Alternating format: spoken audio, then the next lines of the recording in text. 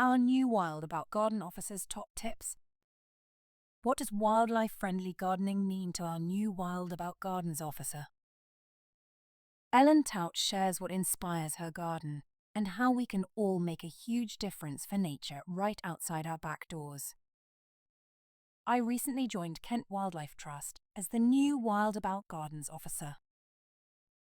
I'm working on the next phase of this exciting partnership project between the Wildlife Trusts and the RHS. The project has been running for over a decade at Kent Wildlife Trust and has a team of 30 passionate volunteers.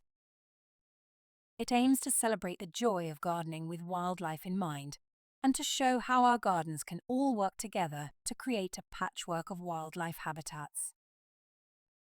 Our gardens cover more land in the UK than our national nature reserves, and we really can make a huge difference for wildlife. Unsurprisingly, gardening is my passion. I love nothing more than being outdoors and growing fruit, veg, and flowers. 5 years ago, I moved into my current home, the first time I had my own garden. Like many gardens, it consisted of a lawn, a concrete path, some decking and flower beds that had been replaced with shingle. It isn't a huge space, but over the years I have made the lawn smaller with a mini meadow along one side, turned the shingle back into flower beds and a vegetable growing area, and treated myself to a little greenhouse where I grow tomatoes.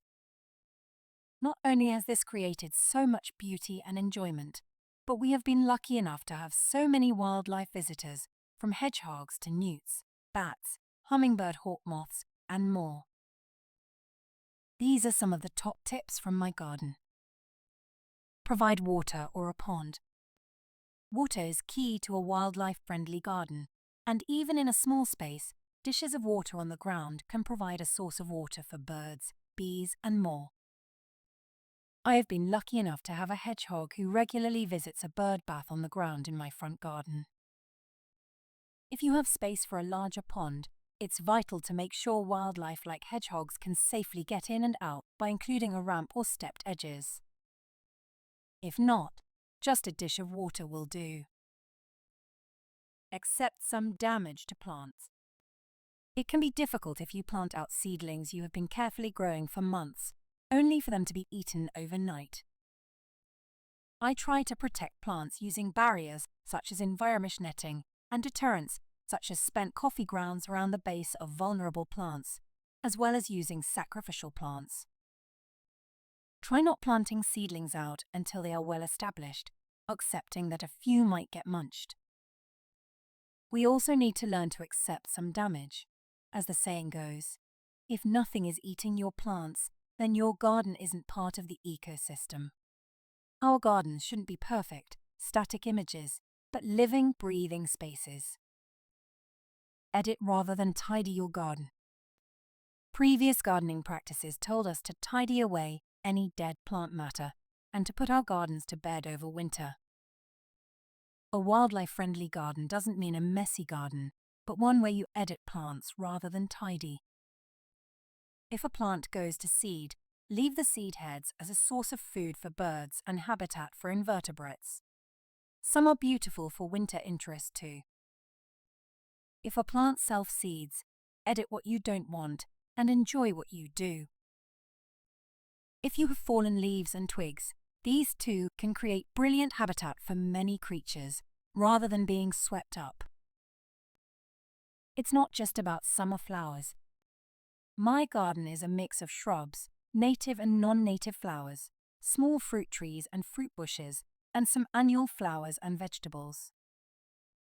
Diversity is key for wildlife and creating a beautiful garden, as is incorporating year-round flowering for us and pollinators to enjoy. Often our gardens focus on summer blooms, but nothing lifts my spirits more than seeing the first bulb pop through in spring, or the bees enjoying some winter pollen. Many people opt for annual flowers, but by choosing perennial plants, your garden will be more resilient and provide ongoing habitat and pollen.